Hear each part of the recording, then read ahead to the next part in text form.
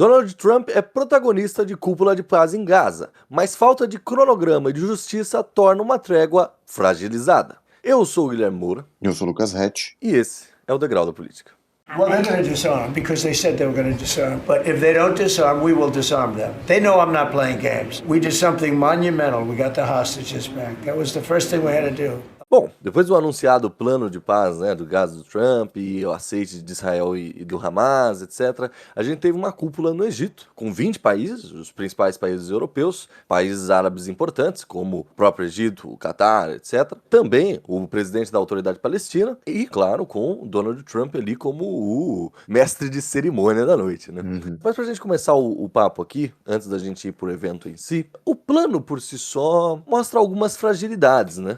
Eu acho que tem algumas questões aí que são muito difíceis e muito complexas. Acho que o desarmamento do Hamas é o que todo mundo apontou, a gente apontou aqui no programa também. Isso eu acho que é um dos cenários mais complicados para você imaginar a médio prazo. Talvez fosse uma etapa quase consequente desse movimento de acordo de paz, liberação dos reféns, dos corpos, enfim, e uma movimentação do exército israelense para sair daquela linha em Gaza, e ocupar uma nova posição, seria esse passo do Hamas, e eu acho muito complicado a gente vislumbrar esse passo do Hamas, até porque você trouxe questões muito pertinentes nos programas que a gente estava falando sobre isso. É muito provável que isso gere uma dissidência, né? E a depender da força e da ascendência que essa dissidência pode ter, de acordo com os movimentos ali materiais da política palestina, essa dissidência pode acabar tendo a mesma força que o Hamas tem hoje, né? Não custa lembrar que o Hamas se notabiliza e se populariza justamente por uma oposição mais frontal ao governo israelense, né? Isso é o que torna o Hamas um veículo político e militar ali na faixa de Gaza, de contestação à autoridade israelense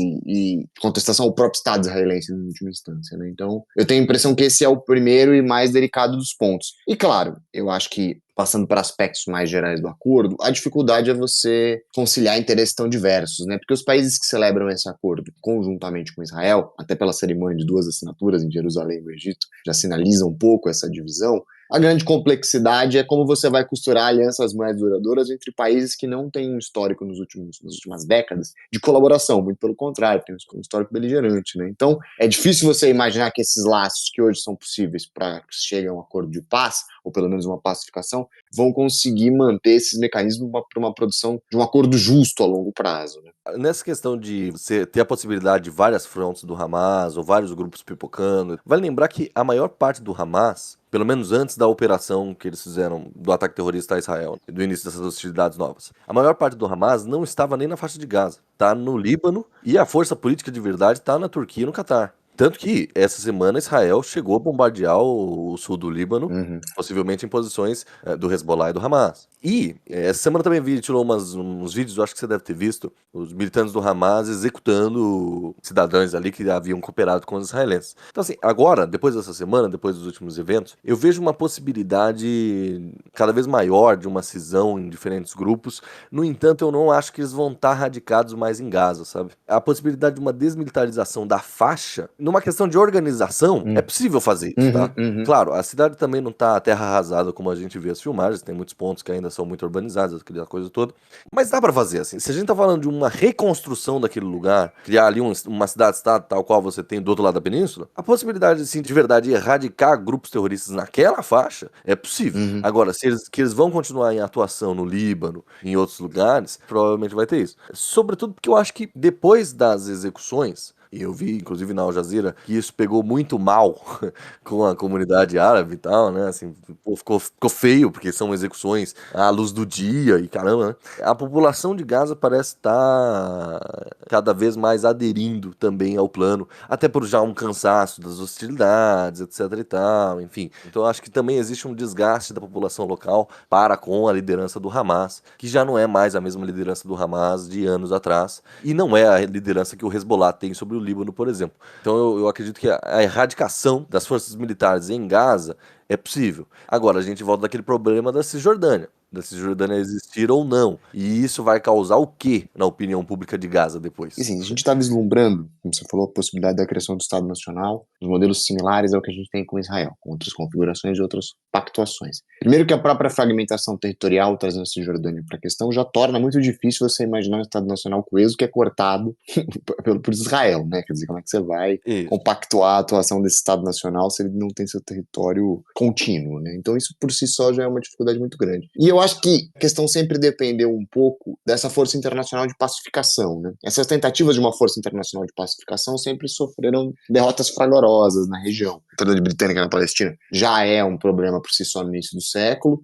A intervenção na ONU não soluciona o problema, pelo menos pro lado dos palestinos, e todas as tentativas de mediação com os governos europeus e norte-americanos de 1960 em diante também não produziram uma solução concreta para a questão palestina. E aí eu acho que a grande dificuldade que se tem, independentemente do rumo que tome a oposição palestina em relação ao governo israelense, enquanto você não tiver um plano sólido de construção de um Estado nacional, essa oposição sempre vai existir. Claro que, a depender de como isso vai atuar, mas esse contexto é muito deliberado a partir da ausência da construção de um Estado Nacional, que parece a demanda objetiva que une tantos grupos de posições tão totalmente diferentes. A gente vai comparar, por exemplo, as lideranças da Cisjordânia e as lideranças de Gaza. Há uma diferença de práticas, de visões de mundo, mas existe um objetivo comum dentro desse contexto, que é a construção do Estado palestino. E essa questão é a mais delicada, principalmente quando a gente coloca a questão do Netanyahu e a reorganização interna da política israelense nos últimos 20 anos. A criação do Estado palestino tem se tornado cada vez menos desejável. Se a solução de dois Estados era a morte da política internacional israelense, pelo menos publicamente nas primeiras décadas da criação do Estado, hoje, boa parte dos ministros do Netanyahu já fala que a possibilidade do Estado palestino é indesejada para as ambições de Israel. E isso sem grandes pudores de falar sobre esse tipo de questão. Então, eu acho que é um contexto muito complicado quando a gente pensa numa reorganização de forças onde tanto o apoio internacional quanto os próprios atores locais encontram uma certa complexidade de acomodações, né? Todo o contexto bélico depende de uma acomodação muito bem feita para que esse pós-guerra consiga resguardar alguma paz. E não me parece, assim, parece mais e o acordo para mim fica com uma cara de pausa, né? E não fim. Você não está de fato produzindo um acordo que pode produzir o fim dos conflitos. Eu acho que o acordo é muito menos esperançoso do que os acordos de Oslo, por exemplo. Os acordos de Oslo, existia essa perspectiva no momento que ele foi assinado em 93, de que ele produziria uma paz duradoura para a região. Não produziu. Eu acho que esse acordo tem menos esse horizonte de expectativas aí. O acordo atual tem o simples e primeiro objetivo de interromper uma guerra, de interromper um conflito em curso. Agora, os próximos passos, que vão depender de muito trabalho e uma demanda material consistente e constante, me parecem muito delicados de resolver mesmo, principalmente por essa instabilidade dos atores que operam na região e uma comunidade internacional que pode até se envolver no conflito, e o Trump tem se apresentado como esse mediador, como você começou falando no programa, mas assim, a gente sabe que não é a primeira preocupação do horizonte de política externa de ninguém, salvo talvez o Trump e os Estados Unidos por uma proximidade territorial, mas o interesse americano no Oriente Médio foi muito mais forte há 20 anos atrás do que é hoje, né? Então, já é um novo redirecionamento de política externa para a maior parte dos países que um dia teve esse conflito como sua principal questão externa. É que aí talvez a gente não está tratando de um acordo de política externa americana. A gente está porque, claro, é o presidente dos Estados Unidos. Mas me parece muito mais uma questão personalística do Trump. Sem dúvida. E a grande campanha dele por ganhar o prêmio Nobel. E, fazer uma Trump Tower em Gaza e etc e tal, e aquela coisa toda. Teve aquele vídeo com o Musk, né? Que antes do ele e o Musk brigarem, aquele vídeo de AI deles, sei lá, gostando de Gaza de ouro, sei lá como era. Exato. Me parece muito mais aquilo ali. Então é uma ação do Trump, usando ele, e claro, ele é presidente dos Estados Unidos, então os Estados Unidos está ali, etc e tal. Mas é ele usando o aparato do Estado para um benefício próprio, vamos falar assim, claro, do que, de fato, um acordo internacional, mediado e assim por diante. No entanto, não teve nenhum outro líder, e não tem hoje nenhum outro líder que seria capaz de fazer essa cúpula do jeito que ele fez. Sim. Essa cúpula ocorrer, e ele, claro que ele ficou lá no meio de protagonista, e todo mundo tinha que passar e dar a mão pra ele, aí ele puxou a mão do Macron lá, eles quase brigaram ali. Depois ele falou que a Meloni era bonita. Ele gosta. Enfim, ainda que ele tenha feito o show ali do mestre de cerimônia, isso foi uma grande atuação internacional. Sim. Mesmo que os resultados dessa cúpula, desses acordos, etc e tal, sejam uma trégua de poucos anos e dali mais um pouco começa outro confronto e assim por diante, ou talvez não se resolva nada e aí a Cisjordânia de fato deixe de existir, enfim, mesmo que as projeções sejam ruins, e ruins no sentido de ser desfavorável a um dos lados do acordo, o fato dele ter conseguido fazer um acordo que não era desejável por nenhuma das duas partes, juntando todos esses líderes internacionais, só essa cúpula já é um grande feito. É um feito que ninguém fez nos últimos anos. Concordo. Os últimos anos do Oriente Médio sempre foram de beligerância, intrigas regionais, etc e tal. Beligerância no sentido de, por exemplo, lembra quando tinha o problema do Estado Islâmico? O Estado Islâmico ele foi resolvido na base do braço E depois de muito problema, é que as partes ali, Turquia, Rússia e Estados Unidos, conseguiram minimamente se entender e fazer ações coordenadas militares. Mas não houve nenhuma grande negociação, a Síria continua a destruição e fica até hoje, com o fim da guerra civil, etc e tal. Aqui não. Aqui me parece uma solução negociada, visto, claro, um exagero de violência por ambas as partes, e que deixa a coisa ali insustentável, e tudo bem com esse tom mestre de cerimônia, olha como eu sou o cara do Trump, mas ninguém fez. Ninguém fez essa cúpula, ninguém fez esse movimento. Ninguém conseguiu sentar toda essa galera para falar, olha, esse é um plano possível para essa região. Nós estamos aqui refundando o mandato de Gaza agora.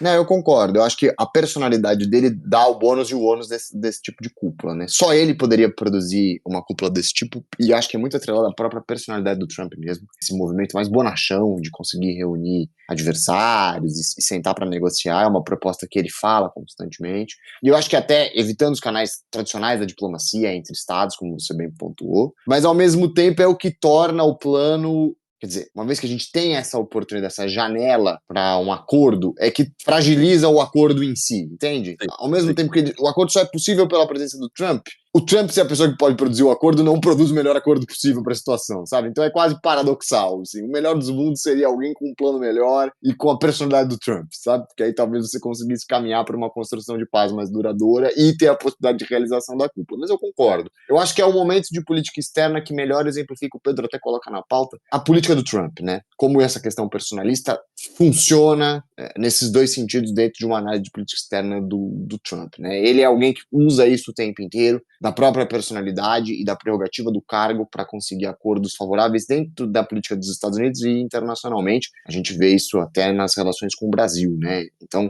eu acho que isso é um aspecto muito central para entender Trump enquanto personagem e Trump enquanto ator de política externa. Eu fiquei com uma impressão, e aí é claro que não é o Trump que decide isso, mesmo se ele decidir isso, tampouco vai ser aceito simplesmente assim. Mas me parece que houve uma mudança também, e isso tanto para os países da região, para os países europeus e para os Estados Unidos, de talvez entender que a solução de dois estados não conseguiu se construir. Uhum. E talvez não vá se construir mesmo. E Gaza, por sua vez, tem uma possibilidade de estruturação e uma população muito mais coesa, etc. A gente já falou isso tanto nesse programa quanto em outros, né? E esse acordo tem um ponto muito interessante, porque assim, a gente está tendo um apoio europeu muito forte. E, inclusive, foi isso aí que o Trump deu aquela puxada lá no Macron. Pelo que falaram, ele estava reclamando que... A gente fez um programa sobre isso, inclusive.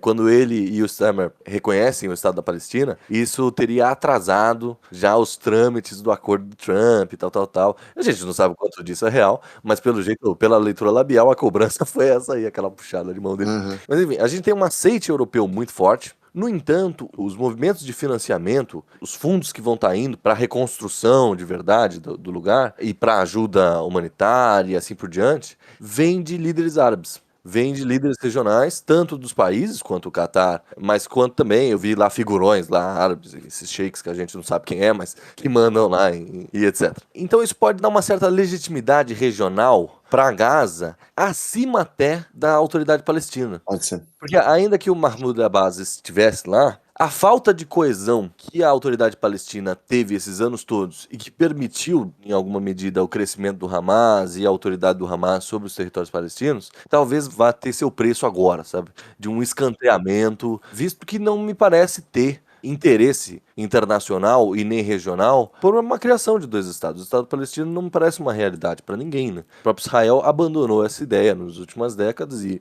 no último conflito, figurões do governo israelense são inclusive contrários ao acordo do Trump por entender que a Gaza e a Cisjordânia, etc e tal, tudo isso tem que ser anexado e etc. Eu acho que é o momento, você falou muito bem da questão da autoridade palestina, a gente já estava testemunhando, porque os anos 90 são muito fortes, o ALP, Fatah e a Autoridade Nacional Palestina depois. E eu acho que em 2000 a gente já tem uma mudança geográfica. A questão da Cisjordânia perde força para a questão de Gaza, principalmente a partir de 2006, né? E a gente talvez esteja vendo o maior momento de atenção no cenário internacional de Gaza, né? A gente pensava muito na Cisjordânia. Quando se discutia a questão palestina, o foco das discussões era sempre a Cisjordânia. E eu acho que há um deslocamento geográfico, de fato, de como a questão palestina passa a ser enxergada a partir de Gaza agora. E as soluções que vão ser dadas em Gaza vão ter que levar em consideração o que deu errado na questão da Cisjordânia. Então acho que esse é o primeiro ponto. Só que isso vale tanto para a causa palestina, né? E esse horizonte de construção de Estado está distante, como você falou, como vale para essa nova política israelense que já fala abertamente da anexação de Gaza e de que nada disso deveria constituir nem parte da possibilidade da construção de uma autodeterminação dos povos palestinos. Então, a gente está testemunhando o momento Gaza. A gente viu o momento Cisjordânia em 93, a década de 90 é a década da Cisjordânia, e eu acho que a gente está vendo em 2020 a década de Gaza. Gaza agora passa a ser o centro das preocupações na questão palestina e vai ser um pouco o termômetro para as relações entre os países que o cercam ali, principalmente as relações dos países árabes com Israel. Vai levar o Nobel, rapaz. Tá feito.